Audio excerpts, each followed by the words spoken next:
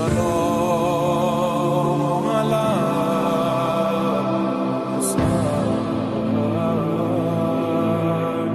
مدینہ سے مدینہ تک۔ کیا عمر ابن سعد امام حسین علیہ السلام کا قاتل ہے؟ کافی میں امام محمد باقر سے روایت ہے، میرے جد امجد وہ رسول ہیں جن کو خدا نے غیب کا علم دینے کے لیے انہی کو منتخب کیا ہے۔ خرائج راوندی میں جناب امام علی رضا علیہ السلام سے روایت ہے، حضرت نے فرمایا، رسول خدا اللہ کے نزدیک منتخب شدہ ہیں اور ہم اسی کے اہل بیت ہیں جسے خدا نے اپنے غیب پر ان کو مطلع کرنے کے لیے چنا ہے، اس لیے اس نے ہمیں علم گزشتہ اور قیامت تک کے علم کی تعلیم دی ہے۔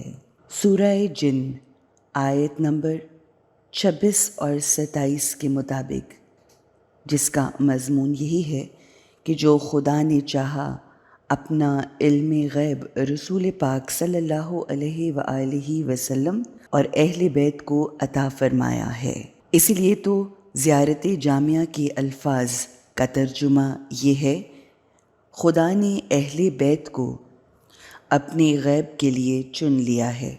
ایک روایت مجالس صدوق میں اسبغ بن نباتہ سے ہے کہ حضرت علی علیہ السلام نے اپنے خطبے میں فرمایا، مجھ سے جو پوچھنا چاہتے ہو پوچھ لو، میرے اٹھ جانے سے پہلے جو بھی پوچھو گے ماضی یا مستقبل کے بارے میں تمہیں بتاؤں گا۔ جب یہی جملہ حضرت علی نے فرمایا تو سعد بن ابی وقاص اپنی جگہ سے اٹھا اور عرض کیا، امیر المومنین، مجھے بتائیے کہ میرے سر اور داڑھی کے بال کتنے ہیں؟ علوم ربانی کے خزینہ دار جناب علی ابن ابی طالب نے یوں جواب میں فرمایا، خدا کی قسم تم نے مجھ سے وہ مسئلہ پوچھا ہے جس کی خبر مجھے رسول خدا نے دی تھی کہ تو یہ سوال کرے گا، اور جواب سن کے تیری داڑھی اور سر کے ہر بال کے بیچ جڑ میں شیطان بیٹھا ہے۔ خدا کی قسم تیرے گھر میں ایک کتے کا بچہ ہے جو میرے بیٹے حسین بن علی کا قاتل ہے۔ اس وقت عمر ابن سعد اس قدر چھوٹا تھا جو اپنے باپ کے 2 ہاتھوں کے درمیان حرکت کرتا تھا۔ پھر وہ بچہ بڑا ہوا اور زمانے کا معروف کتا بنا جسے دنیا نے دیکھا اور آج تک اس پر لعنت کی جا رہی ہے۔ ایک اور حدیث میں ہے کہ عمر ابن سعد لعنت اللہ علیہ حضرت علی علیہ السلام کی خدمت میں آیا تو علوم الہی کے سمندر نے شقاوت و جنایت کے مرکز کو فرمایا، اے عمر، اس وقت تیری کیا حالت ہوگی جب بہشت و دوزخ کے درمیان حیران کھڑا ہوگا اور پھر اپنے لیے جہنم کی آگ کو اختیار کرے گا۔ اس ملعون نے عرض کیا، معاذاللہ، میں ایسا کبھی نہ کروں گا۔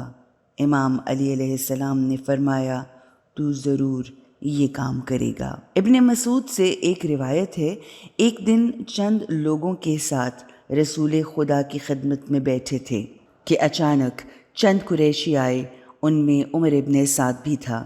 جو ہی حضرت کی نظر ابن سعد لعین پر پڑی تو آپ کے چہرے کا رنگ بدل گیا اور آنکھیں سرخ ہو گئیں۔ میں نے عرض کیا، یا رسول اللہ، آپ کو کیا ہو گیا کہ رنگ تبدیل ہو گیا؟ فرمایا کہ ہم اہل بیت ہیں کہ خدا نے ہمارے لیے دنیا کے بجائے آخرت کو پسند کیا۔ مجھے وہ وقت یاد آ گیا ہے جو میرے بعد میری اہل بیت پر آئے گا۔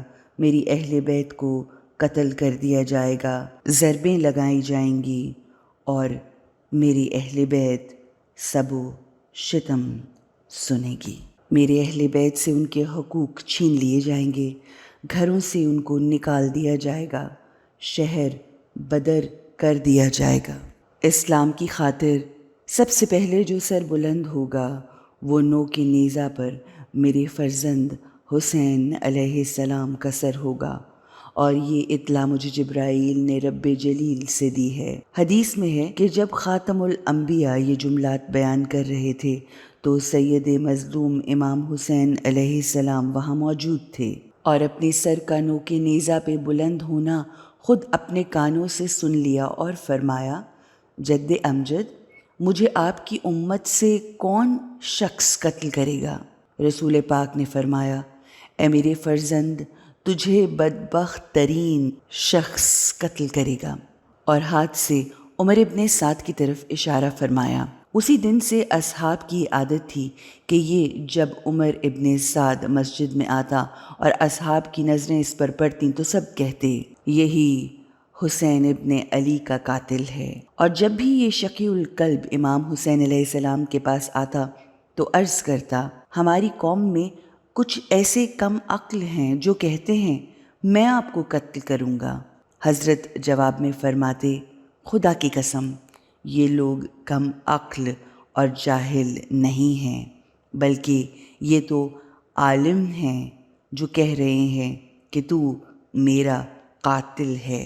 نہ یزید کی وہ جفا رہی، نہ زیاد کا وہ ستم رہا، جو رہا تو نام حسین کا، جسے زندہ رکھتی ہے کربلا۔ آخرت میں عمر ابن سعد پر عذاب۔ عبد الخالق یزدی مرحوم نے اپنی کتاب بید الاحزان میں بہار الانوار سے یہ روایت نقل کی ہے کہ جب ابن زیاد نے قوم کو امام حسین علیہ السلام سے جنگ کے لیے جمع کر لیا، جو 70,000 سوار تھے، تو انہیں کہا، لوگو، جو شخص امام حسین علیہ السلام کو قتل کرے گا اسے جس شہر کی حکومت چاہیے ہوگی مل جائے گی۔ جب کسی نے ابن زیاد کے سوال کا جواب نہ دیا تو عمر ابن سعد کو بلایا اور کہا، تم اس لشکر کے سربراہ بن کر امام حسین علیہ السلام کو قتل کر دو۔ عمر نے پہلے تو انکار کیا کہ مجھے اس کام سے معاف رکھو، لیکن جب ابن زیاد نے کہا، میں نے معاف کر دیا، البتہ وہ خط واپس کر دے جس پر تجھے رے کی حکومت ملنا طے پائی ہے۔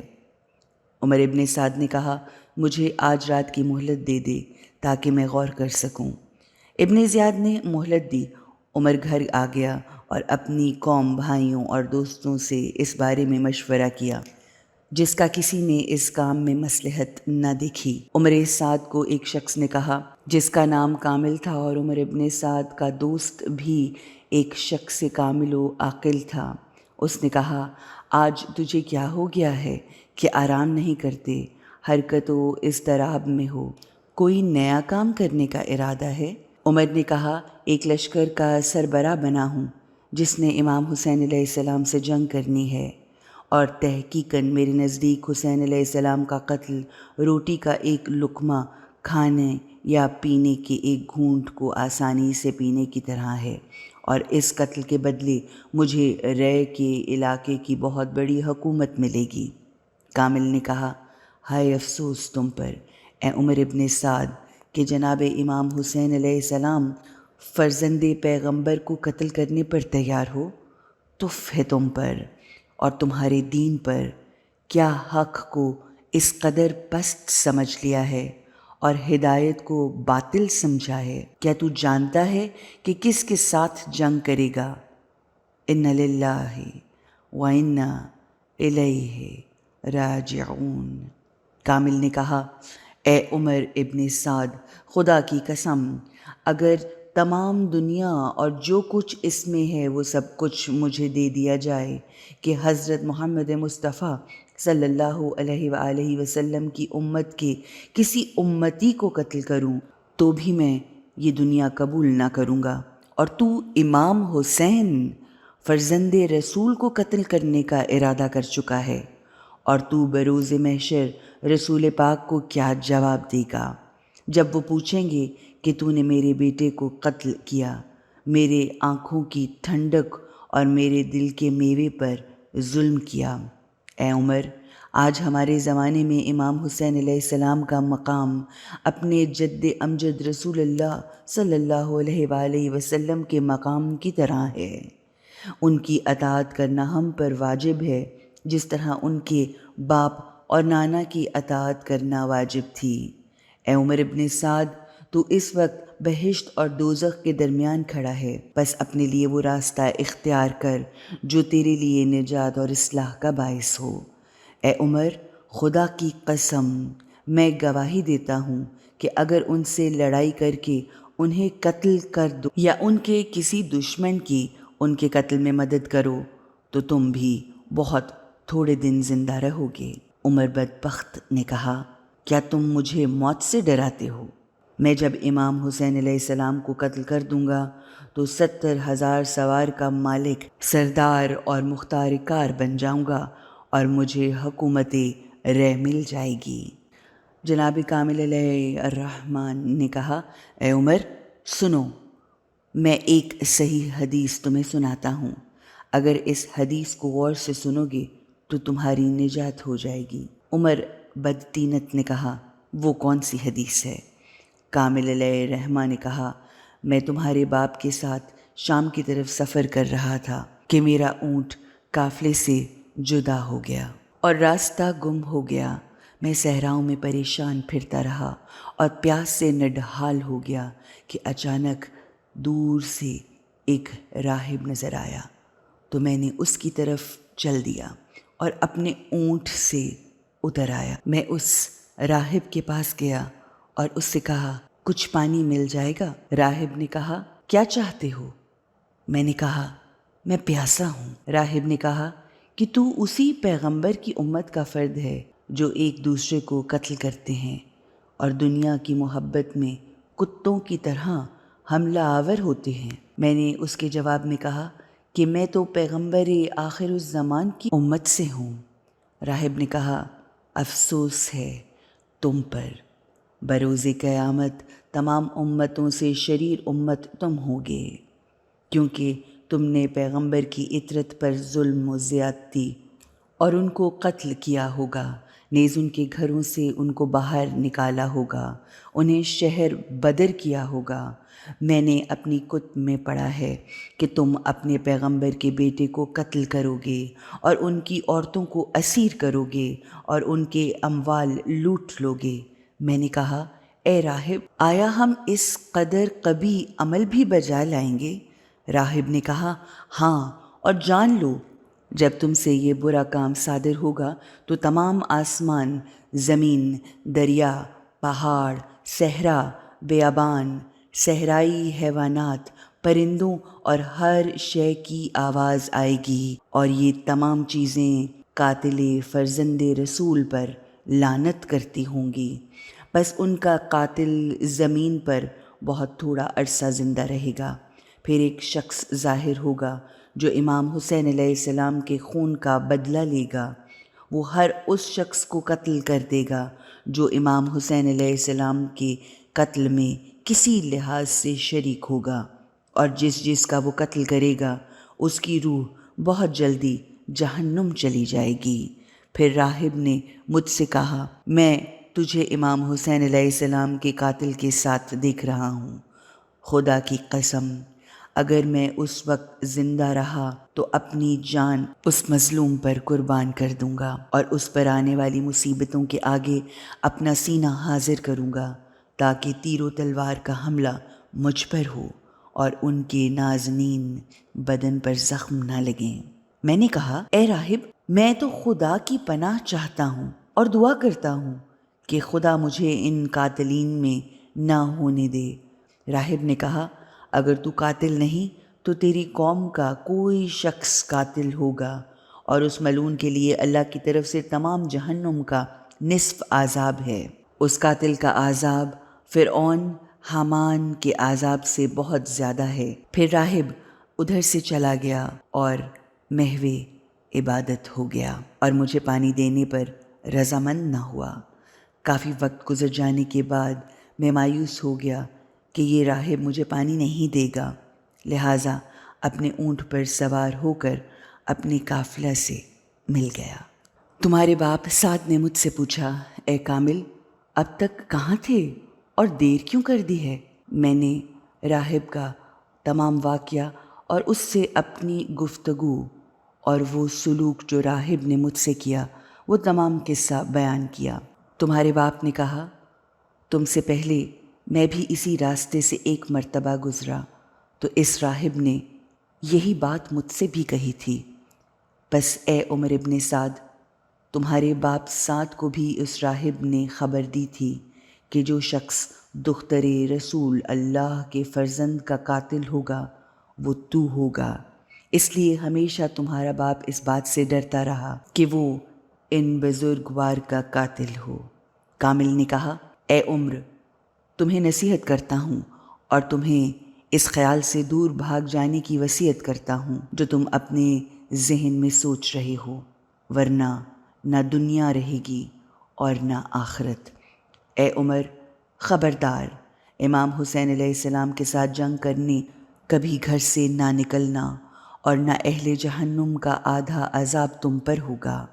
راوی کہتا ہے کہ کامل کی عمر بن سعد کو اس قدر سختی سے نصیحت کرنے کی خبر ابن زیاد تک پہنچ گئی۔ اس ملعون نے کامل کو بلایا اور اس کی زبان کاٹ دی، پس وہ مظلوم ایک دن یا نصف دن زندہ رہا، پھر اس کی روح پرواز کر گئی۔ بس اسی قسم کے اخبار سے یہ چیز سامنے آتی ہے کہ امام حسین علیہ السلام کا قاتل عمر ابن سعد ہے۔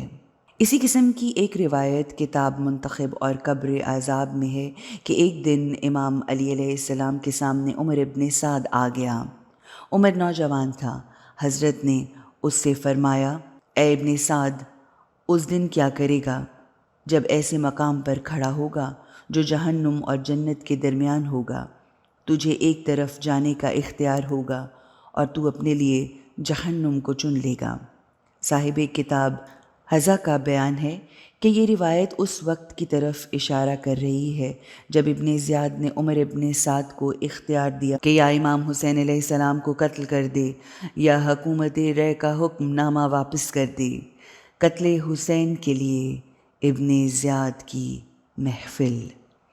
جب ابن زیاد کو اطلاع ملی کہ حضرت امام حسین علیہ السلام کا کارواں کوفہ کے نزدیک پہنچ گیا ہے اور کوفہ میں کسی وقت بھی داخل ہو سکتا ہے، تو اس نے غضبناک ہو کر اپنے مشیروں، فوجیوں اور وزیروں کو دربار میں بلایا تاکہ مشورہ کر سکے، اور تمام درباریوں کے سامنے یہ اعلان بھی کر دیا کہ جو شخص حسین کا سر لائے گا اسے عظیم انعام دیا جائے گا، اور 7 سال کے لیے رے کی حکومت بھی اسے بطور انعام دی جائے گی۔ تمام درباریوں میں سے ایک عمر ابن سعد اٹھا اور اسے کہا، یہ کام میں کروں گا، اے امیر، مجھے اس کام کی تیاری کے لیے 1 ماہ کی مہلت دے دے تاکہ اپنی پسند کا سامان جنگ تیار کر سکوں۔ ابن زیاد نے کہا کہ اگر تو 1 ماہ جنگ کو تاخیر میں ڈالے گا تو دشمن ہم پر حملہ آور ہو جائے گا، لہٰذا دشمن کو مہلت دینا جائز نہیں، بلکہ بجلی کی چمک کی لہر آنن فانن ہوتی ہے۔ عمر ابن سعد نے کہا، 1 ماہ مہلت نہیں دیتا تو 1 رات کی مہلت دے۔ ابن زیاد خوش ہوا اور کہا، 1 رات کی مہلت میں کوئی حرج نہیں۔ محفل برخاست ہو گئی، ہر شخص گھر چلا گیا، لیکن اکثریت کے دل اس کام سے پریشان اور مضطرب تھے کہ ابن سعد ظالم نے کس طرح فرزند رسول سے جنگ کو چن لیا ہے۔ عمر ابن سعد گھر گیا، اسلحہ اور دیگر سامان جنگ طلب کیا، تمام آلات حرب اکٹھے کیے، اپنے مختلف گھوڑے جمع کیے اور بڑی تیزی سے اپنے محل میں داخل ہوا تو دربان آیا اور کہا کہ کچھ لوگ دروازے پر جمع ہیں، وہ اندر آنے کی اجازت طلب کرتے ہیں اور کہتے ہیں کہ ہم مہاجرین اور انصار کی اولاد سے ہیں۔ عمر سعد اپنی مخصوص مسند پر بیٹھ گیا اور ان کو اندر آنے کی اجازت دی۔ اجازت ملتے ہی ایک گروہ روتا ہوا داخل ہوا۔ عمر سعد نے پوچھا، تمہیں کیا ہوا کہ اس طرح پریشان ہو اور رو رہے ہو؟ کیا تم پر کسی نے ظلم کیا ہے؟ انہوں نے کہا، نہیں، ہماری پریشانی کی وجہ یہ ہے کہ ہم نے سنا ہے کہ تم امام حسین علیہ السلام کو قتل کرنے پر آمادہ ہو گئے ہو اور تم نے کمر باندھ لی ہے اور ان سے جنگ کرنے کا ارادہ ہے، جبکہ تیرا باپ تو اسلام قبول کرنے والوں میں سے تھا اور رسول پاک کی خدمت میں ہمیشہ کمر بستہ رہتا تھا اور اسلام کی ترویج میں اس قدر کوشش کی کہ آج تک مذکور ہے، اور اسی حمایت رسول میں موت آئی، اور تو رے کی حکومت کے لالچ میں فرزند رسول کو قتل کرنے کا ارادہ کر چکا ہے۔ آج ہمارے زمانے میں پیغمبر کی تو یہ ایک ہی نشانی ہے، اور زہرا کا یہ ایک ہی تو بیٹا ہے، اور تمام عالم کا وہ امیر ہے۔ اس قدر عظیم شخصیت کے بارے میں تو کس طرح قتل پر راضی ہو گیا؟ اس کام کے ارادے سے توبہ کرو اور دنیا کی امید کو ختم نہ کرو، اور ہمیشہ کے لیے یہ ذلت اپنے دامن میں باقی نہ رکھو۔ عمر ابن سعد نے کہا، آپ روئے نہیں، مطمئن رہیں، میں یہ کام ہرگز نہیں کروں گا۔ میں اپنے آپ کو عاقل سمجھتا ہوں، تو میں کیسے یہ کام کر سکتا ہوں؟ اور اسلام میں میرے باپ سعد کی خدمات کسی سے کم نہیں، میری بہادری بھی کسی پر مخفی نہیں۔ جنگوں میں کبھی کسی نے میری پشت نہیں دیکھی اور مجھے کبھی شکست نہیں ہوئی۔ مہاجرین و انصار نے کہا، تم جو کہہ رہے ہو صحیح، لیکن یہ بھی بتا کہ کیا فرزند رسول سے جنگ کرے گا یا نہیں؟ پسرے علی سے لڑنے کا مصمم ارادہ کر چکے ہو یا نہیں؟ اس قسم کی بہت باتیں کی اور روتے رہے۔ عمر نے اپنا سر جھکا لیا اور امام حسین علیہ السلام کے بارے میں سوچنے لگا کہ امام حسین علیہ السلام کو قتل کر کے حکومت رے لوں یا حکومت رے کے لالچ میں قتل نہ کروں۔ کافی دیر کے بعد سر اٹھا کر کہا کہ حقیقت یہ ہے کہ ایمانی بھائی اور مخلص دوستوں کی نصیحت کو قبول کرنے کے سوا کوئی چارہ نہیں۔ میں نے آنکھوں سے تمہاری بات کو قبول کر لیا ہے۔ دراصل عمر ابن سعد نے مہاجرین و انصار کی اولادوں کی تسلی کی خاطر کے لیے کہا، میں نے تمہاری بات کو قبول کر لیا، لیکن باطن میں اپنے اسی مصمم ارادہ پر تھا جو وہ کر چکا تھا کہ رے کی حکومت لوں گا۔ یہ بھی مخفی نہ رہے کہ عمر ابن سعد کی طرف سے قتل امام حسین علیہ السلام کو قبول کرنے کی یہ کیفیت مشہور قول کے خلاف ہے، کیونکہ صاحبان تاریخ و مقتل نے لکھا ہے کہ قتل امام کی عمر سعد نے خود خواہش ظاہر کی۔ عمر ابن سعد کا قتل امام کے بارے میں مشہور نظریہ۔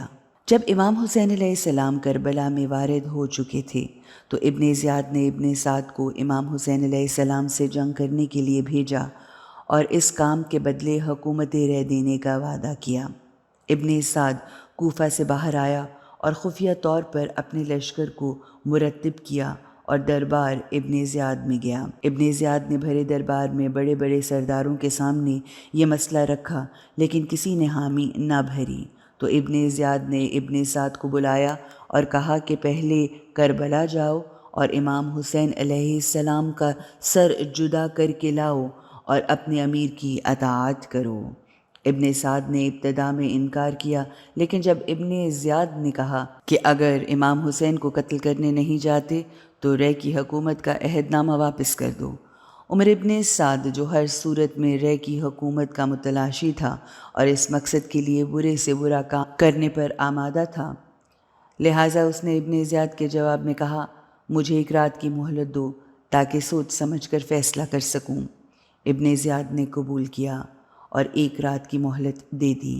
عمر گھر آیا اور اپنے دوستوں اور برادری سے مشورہ کیا تو ہر ایک نے اسے روکا۔ اس رات وہ جاگتا رہا اور سوچتا رہا کہ فرزند زہرا کو قتل کروں یا رے کی حکومت کے مزے لوں۔ اگر جگر گوشہ زہرا کو قتل کروں تو ہمیشہ کی سعادت سے محروم اور جہنم کا ایندھن بنوں گا، البتہ اس کے بدلے حکومت رے جو عرصۂ دراز سے میری خواہش تھی مل جائے گی، یا حکومت رے اور اس ظاہری ریاست کو چھوڑ دوں اور یہ خیانت نہ کروں اور اپنے آپ کو جہنم کے شعلوں کے حوالے نہ کروں۔ وہ ساری رات حیران و سرگرداں رہا۔ صبح ابن زیاد کے دربار میں آیا۔ اس نے پوچھا، کیا فیصلہ کیا ہے؟ ابن سعد نے کہا، اے امیر، تم نے پہلے مجھ سے رے کی حکومت کا عہد کیا ہے۔ یہ بات لوگوں کو معلوم ہے کیونکہ انہوں نے مجھے مبارکباد دی ہے، اور اب کہتے ہو کہ پہلے کربلا جاؤ اور پیغمبر کے فرزند کو قتل کرو ورنہ حکومت سے معزول ہو جاؤں گے۔ اشراف کوفہ میں ایسے لوگ ہیں جو یہ کام کر سکتے ہیں، میں ان سے زیادہ بہادر نہیں ہوں، لہٰذا مجھے کربلا نہ بھیجو اور میرا جانا لازمی نہیں، کسی اور کو بھیج کر امام حسین علیہ السلام کا کام تمام کروا دو۔ پس میری امیر سے گزارش یہ ہے کہ جیسے پہلے کال ہو چکا ہے کہ میں رے کی طرف جاؤں اور وہاں حکومت کے کاموں میں مشغول ہو جاؤں، جبکہ کسی اور کو بھیج کر امام حسین علیہ السلام کو شہید کروا دو۔ ابن زیاد نے کہا، اشراف کوفہ میں سے کسی کو کربلا بھیجنے کے لیے مجھے تمہارے مشورے کی ضرورت نہیں، اس بارے میں تجھ سے مصلحت نہیں پوچھی۔ خلاصہ یہ ہے کہ اگر کربلا نہیں جاتے تو حکومت رے قطعاً نہیں مل سکتی۔ ابن سعد حکومت رے کو دل سے نہیں نکال سکتا تھا، لہٰذا کہا، اے ابن زیاد، جیسے تیرا حکم میں وہی کروں گا، یعنی امام حسین کو قتل کروں گا۔ تاریخ ابن عاصم کوفی کے ترجمے میں یہی لکھا ہے جو سابقہ سطور میں ذکر ہوا ہے۔ مرحوم کاشفی روضۃ الشہداء میں رقم دراز ہیں کہ جب ابن زیاد کا قاصد امام حسین علیہ السلام کی خدمت سے واپس گیا اور اس نے بتایا کہ امام نے تمہارے خط کو پڑھ کر پھینک دیا اور فرمایا کہ یہ خط اس قابل نہیں کہ میں اس کا جواب بھی لکھوں۔ ابن زیاد کو بہت غصہ آیا اور حاضرین دربار سے کہا کہ تم میں سے کون ہے جو حسین سے جنگ کرنے جائے گا، اور جو اسے قتل کرے گا تو عراق کے جس شہر کی حکومت چاہے گا میں دوں گا۔ کسی نے جواب نہ دیا۔ دوسری دفعہ ابن زیاد نے پھر کہا، لیکن کسی نے جواب نہ دیا، حتیٰ کہ تیسری مرتبہ بھی کسی نے جواب نہ دیا۔ ابن زیاد نے عمر ابن سعد کو بلایا اور کہا کہ میں نے سنا ہے کہ تجھے کافی عرصہ سے حکومت رے کی خواہش ہے۔ واقعاً وہ وسیع ولایت ہے اور اموال بہت ہیں۔ میں چاہتا ہوں کہ حکومت رے اور طبرستان تیرے نام پر لکھ دوں اور تیری آرزو کو عملاً پورا کر دوں۔ عمر ابن سعد نے منت سماجت کی۔ ابن زیاد نے حکم دیا کہ حکومت رے اور ولایت طبرستان کا حکم نامہ لکھو اور ابن سعد کو قیمتی لباس پہناؤ۔ اسے حکومت رے کا حکم نامہ مل گیا، قیمتی لباس زیب تن کرایا گیا اور زرین گھوڑے پر سوار کیا گیا۔ پھر ابن زیاد نے کہا، اے عمر سعد، میں تمہیں ایک بڑے لشکر کی سپہ سالاری دے رہا ہوں۔ تم حکومت رے کے والی ہو اور 50,000 دینار تمہیں دیتا ہوں۔ یہ سب کچھ اس شرط پر ہے کہ پہلے کربلا جاؤ اور حسین سے یزید کی بیعت لے آؤ، یا اگر وہ بیعت نہ کریں تو ان کا سر بدن سے جدا کر ڈالو۔ عمر ابن سعد نے کہا، اے امیر، یہ کام بہت بڑا ہے، بغیر سوچے سمجھے نہیں کر سکتا۔ مجھے اجازت دیجیے میں جا کر اپنی اولاد، اصحاب اور اپنے رشتہ داروں سے مشورہ کر لوں تاکہ صحیح فیصلہ کر سکوں۔ ابن زیاد نے کہا، جاؤ اور مشورہ کر کے جلدی مجھے بتاؤ۔ عمر سعد قیمتی لباس پہنے اور قیمتی گھوڑے پر سوار حکومت رے کا پروانہ ہاتھ میں لیے اپنے گھر آیا۔ جب اولاد نے اس حالت میں دیکھا تو کہا، یہ گھوڑا اور شاہی لباس کہاں سے ملے ہیں، اور جو پروانہ ہاتھ میں ہے یہ کیا ہے؟ ابن سعد نے کہا کہ اے بیٹو، اب ہماری طرف ایسی دولت نے رخ کر لیا ہے جس کی ابتدا نہیں، اب ہمارا بخت ابھرا ہوا ہے جس کو کوئی زوال نہیں ہوگا۔ جان لو کہ ابن زیاد نے اپنے ایک لشکر کی سالاری مجھے دی ہے اور طبرستان کی ولایت بھی دینے کا اس نے وعدہ کیا ہے، اور یہ سب ایک شرط پر ہے کہ میں جا کر امام حسین سے جنگ کروں۔ جب بڑے بیٹے نے یہ سنا تو کہا، ہائے ہاتھ، ہائے ہاتھ، ہائے افسوس، افسوس! یہ کون سی غلط فکر ہے جو تم نے سوچی ہے؟ یہ کیا بے سود معاملہ ہے؟ یہ جانتے ہو کہ کس سے جنگ کرنی ہے اور کس خاندان کی دشمنی کے لیے کمر باندھ لی ہے؟ یہ حضرت امام حسین جناب سید الانبیاء حضرت محمد مصطفیٰ کے جگر گوشہ اور علی مرتضیٰ کی آنکھوں کا نور اور جناب سیدہ کے دل کا میوہ ہیں۔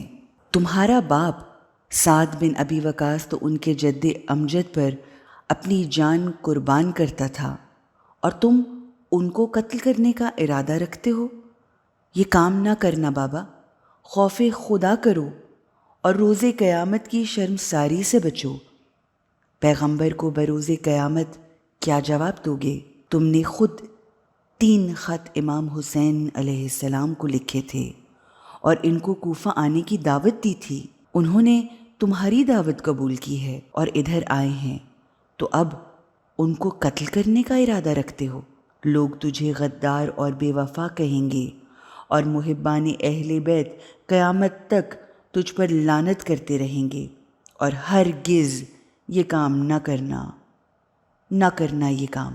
عمر سعد نے بڑے بیٹے سے منہ پھیر لیا اور چھوٹے لڑکے سے پوچھا کہ تیری کیا رائے ہے؟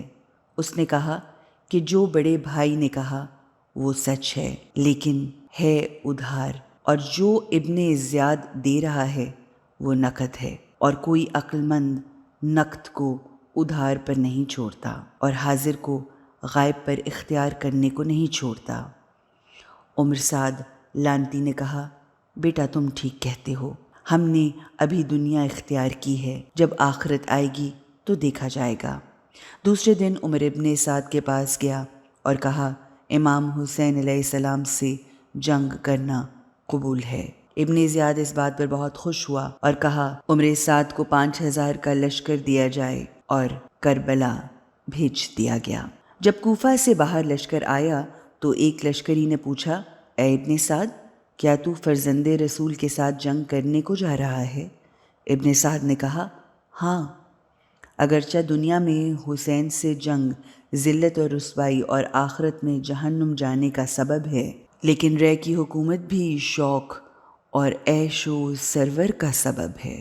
پھر روضۃ الشہداء میں ہے کہ حمزہ بن مغیرہ نے، جو عمر ابن سعد کا بھانجا تھا، جب دیکھا کہ اس کا ماموں امام حسین علیہ السلام کے ساتھ جنگ کا مصمم عزم کیے ہوئے ہے، تو اپنے ماموں کے پاس آ کر کہنے لگا، تم کیوں اس جنگ کی طرف جا رہے ہو جو بہت بڑا گناہ ہے؟ یہ دھوکہ ہے جو تم کر رہے ہو اور بے وفائی کی مشہوری کا سبب ہے۔ تم یہ کام کرنے کیوں جا رہے ہو ماموں؟ عمر ابن سعد نے کہا، اے بیٹے، اگر یہ کام نہ کروں تو حکومت سے محروم رہوں گا۔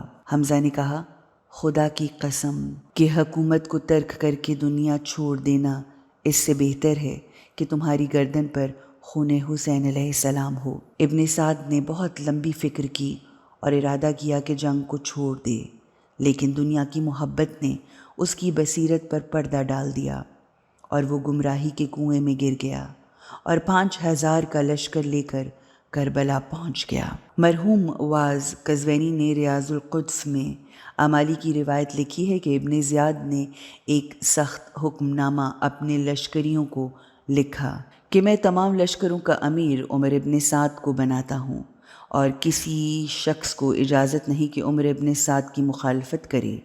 سب کے سب اس کی بات سنو اور اطاعت کرو، یہی تمہارا سپہ سالار ہے۔ ابن زیاد کے لشکر کا امام حسین علیہ السلام کے کارواں کو مدینہ جانے سے روکنا۔ پہلے ذکر آ چکا ہے کہ امام حسین علیہ السلام کا کارواں وادی عقبہ سے گزرا اور منزل شراف پر وارد ہوا، تو رات گزارنے کے بعد سحری کے وقت جب امام حسین علیہ السلام نے اپنے کارواں کو حکم دیا کہ یہاں سے پانی زیادہ بھر لیں اور پھر روانہ ہو جائیں، تو صحرا کا سفر طے کرتے ہوئے وقت زوال کسی نے اچانک تکبیر کہہ دی۔ جب اس کی آواز امام نے سنی تو اللہ اکبر کہا اور پھر پوچھا کہ تکبیر کیوں کہی ہے؟ اس نے عرض کیا، قربان جاؤں، کوفہ کے باغ نظر آ رہے ہیں، میں خوش ہوا ہوں کہ کوفہ پہنچ گئے ہیں، اس لیے تکبیر کہی ہے۔ دوسروں نے کہا، ہم کئی مرتبہ اس راستے سے گزرے ہیں، یہاں پر باغ نہیں ہے۔ حضرت نے پوچھا، بس تم کیا دیکھ رہے ہو؟ انہوں نے عرض کیا، خدا کی قسم، ہمیں تو گھوڑوں کی گردنیں نظر آ رہی ہیں۔ حضرت نے فرمایا، میں بھی یہی دیکھ رہا ہوں، یہ باغ نہیں، لشکر ابن زیاد آ رہا ہے۔ اگر یہ دشمن کا لشکر ہے اور ہم سے جنگ کرے گا تو ہمیں ایک پناہ گاہ کی ضرورت ہے۔ ایک صحابی نے عرض کیا، یہ دائیں جانب پہاڑ کے دامن میں پناہ گاہ ہے۔ یہ حر کا لشکر تھا۔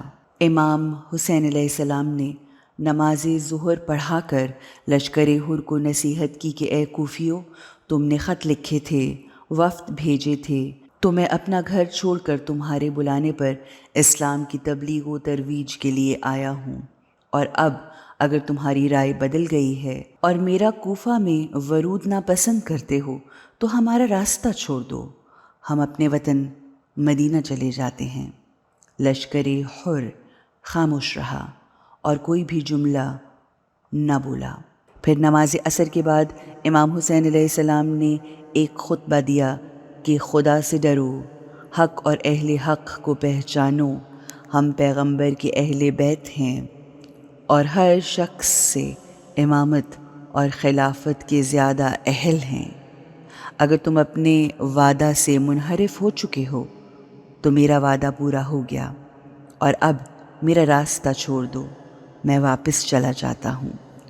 حر نے عرض کیا، اے فرزند رسول، خدا کی قسم، میں ان غدار اور مکار کوفیوں میں سے نہیں ہوں جنہوں نے آپ کو دعوت دی، خطوط لکھے اور وفود بھیجے۔ امام نے فرمایا، حر، اگرچہ تم نے خط نہ لکھا اور نہ کچھ تم جانتے ہو، لیکن جو باقی لوگ تمہارے ساتھ ہیں ان میں وہ لوگ موجود ہیں جنہوں نے خطوط لکھے۔ پھر تمام خطوط حر اور ان تمام لوگوں کو دکھائے۔ جب حر نے اس کثرت سے خطوط کو دیکھا تو کہا، خدا لعنت کرے ان پر جن لوگوں نے آپ کے ساتھ دھوکہ اور فریب کیا۔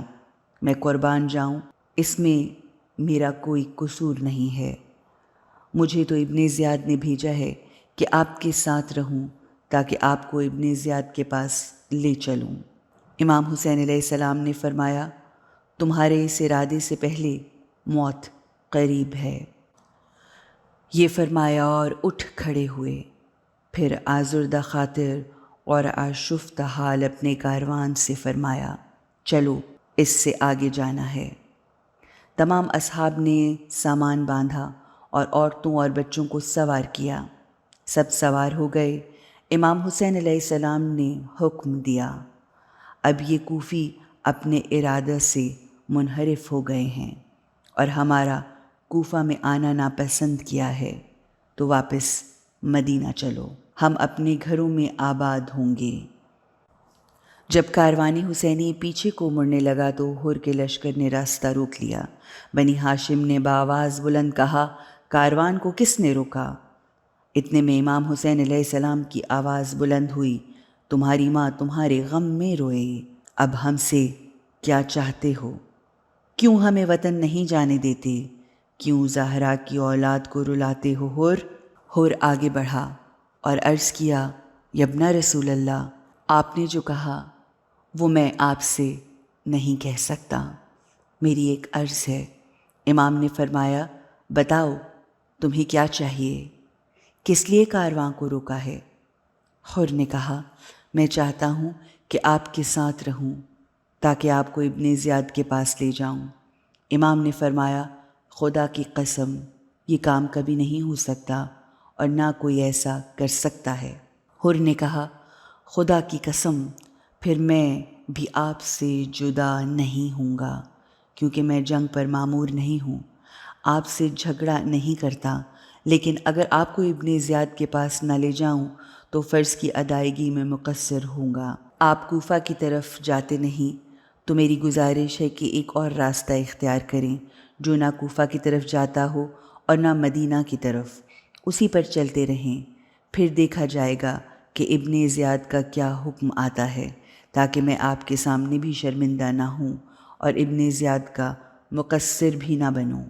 پھر حر نے امام علیہ السلام کو ایک راستہ بتایا کہ اس پر روانہ ہو جائیں، یہ نہ کوفہ جائے گا اور نہ مدینہ جائے گا۔ حضرت نے یہی راستہ اختیار کیا۔ قادسیہ کی بائیں جانب سے اور غدیب سے گزرے تو پوچھا کہ تم میں سے کوئی ہے جو اس مشہور راستہ کے علاوہ غیر معروف صحرائی راستے کو جانتا ہو؟ ترما آگے بڑھا اور عرض کیا، اے فرزند رسول، میں غیر معروف راستوں کو اچھی طرح جانتا ہوں۔ حضرت نے فرمایا، تم آگے آگے چلو، ہم تمہارے پیچھے آ رہے ہیں۔ ترما آگے چلتا رہا اور حسینی کارواں غمزدہ دلوں سے پیچھے چلتا رہا۔ اس مقام پر 4 شخص امام حسین علیہ السلام کے ساتھ شامل ہو گئے: حلال بن نافع مرادی، عمر السیداوی، سعید بن ابی ذر غفاری اور عبید اللہ مزہجی۔ ان کے بعد کسی مقام پر حبیب ابن مظاہر اسدی، مسلم بن اوسجہ، عابس بن سبیب شاکری بھی امام کے ناصرین میں شامل ہو گئے۔ جب 4 شخص امام کے ساتھ شامل ہونے لگے تو حر نے روکا، لیکن جب امام نے ذرا تند لہجے سے جھڑکا تو انہیں آنے دیا۔ امام نے ان سے کوفہ کے احوال پوچھے اور حضرت مسلم بن عقیل، ہانی بن عروہ اور قیس بن مصر کی شہادت کا احوال پوچھا، جس پر امام حسین علیہ السلام زارو قطار رونے لگے اور تمام اصحاب بھی روتے تھے۔ جن اشخاص پر حجت تمام کی اور ان کو دعوت حق دی، اپنی قوم اور اصحاب کو یوں دعوت دی: جو اللہ کی ملاقات چاہتا ہے ہمارے ساتھ چلے۔ میں کل صبح جا رہا ہوں۔ کافی افراد آئے: عبداللہ بن عباس، عبداللہ بن عمر، عبداللہ بن زبیر۔ ان تینوں نے کوئی عذر شرعی پیش کیا اور امام کے ساتھ نہ آئے۔ عبداللہ بن جعفر ان کی نظر میں کمزور تھے۔ ان کو خود امام نے مکہ سے واپس بھیجا اور انہوں نے اپنے 2 بیٹے محمد اور اون ساتھ بھیجے۔ زہیر بن قین، یہ پہلے عثمانی تھے، جب دعوت ملی تو قبول کی اور غلامی کا حق ادا کیا۔ ہرثمہ بن مسلم اپنی بیٹی کا بہانہ بنا کر امام کی دعوت کی طرف نہ آیا بلکہ کوفہ چلا گیا۔ لشکر حر بن یزید الریاحی، جن کو پانی پلایا، ان کے گھوڑوں کو پانی پلایا، انہوں نے حضرت کے پیچھے نماز پڑھی، ان کو دعوت حق دی۔ اس وقت ان میں سے کسی نے امام حسین کی طرف آنے کا دم نہ بھرا، لیکن صبح عاشور حر اور اس کے ساتھ 30 فوجیوں نے امام حسین کے لشکر میں شمولیت اختیار کر لی۔ عمر بن سعد 6 محرم کی رات سے 10 محرم کی رات تک امام حسین علیہ السلام اسے خلوت میں سمجھاتے رہے، لیکن اس نے جہنم ہی اختیار کی تھی۔ بنی اسد حبیب ابن مظاہر امام کا پیغام لے کر 9 محرم کی رات تک ان کے پاس گئے۔ ان میں سے کافی لوگ تیار ہوئے، لیکن ابن سعد کے لشکر نے ان کو امام حسین تک نہ آنے دیا۔ روز عاشور میدان میں استغاثہ کرنا اور مدد طلب کرنا۔ جب سید شہید ہو چکے تھے، حل من ناصر ینصرنا کا استغاثہ کربلا کی وادی میں گونج رہا تھا۔ اس استغاثے کا جواب معنوی دنیا میں 4 نفر اور ظاہری دنیا میں 5 نفر نے دیا۔ معنوی عالم میں پہلا جواب گو خود خداوند قدس نے فرمایا لبیک یا حسین۔ دوسرا جواب تمام آسمانوں کے فرشتوں اور عالم بالا کے کروبین فرشتوں نے لبیک کہا۔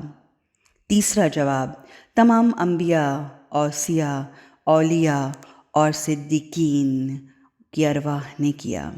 چوتھا جواب جن، پریاں، تمام عالم کے ذرات، مجردات اور غیر مجردات، عالم علوی و اسفلی کے سارے تکوینات، یعنی زبان سے بار بار کہہ رہے تھے لبیک لبیک یا حسین، لبیک یا حسین۔ ظاہری عالم میں پہلا جواب امام سید سجاد علیہ السلام نے دیا۔ باوجود بیماری اور تکلیف کے استغاثہ سننے پر فرمایا پھوپھی اماں مجھے عصا اور تلوار دو، بابا نصرت طلب فرما رہے ہیں۔ دوسرا جواب حضرت شہزادہ علی اصغر جو 6 ماہ کے تھے، آپ نے اپنے آپ کو گہوارے سے گرا دیا اور پھر اپنے بابا کی نصرت کی، بلکہ بابا کی فتح کا اعلان کیا۔ تیسرا جواب امام حسن کے ایک صاحبزادے نام عبداللہ تھا، 11 سال کے تھے اور چچا کا استغاثہ سننے پر پھوپھیوں کے پکڑنے کے باوجود میدان میں پہنچے اور شہید ہو کر نصرت کی۔ چوتھا جواب جناب عبداللہ بن حسین، 1 گھنٹہ پہلے پیدا ہونے والا بچہ۔ اس نے جب اپنے بابا کا استغاثہ سنا تو دائی کے ہاتھوں پر سوار ہو کر میدان میں آ گیا اور اذن و اقامت سنتے سنتے بابا کی نصرت کی۔ پانچواں جواب جناب حضرت زینب کبریٰ بھی جب استغاثہ سن رہی تھیں تو وقت نصرت امام کے لیے آئیں، جبکہ امام حسین علیہ السلام کے بدن کی کوئی جگہ سالم نہ تھی۔ تفصیلی تذکرہ بعد میں کیا جائے گا۔ السلام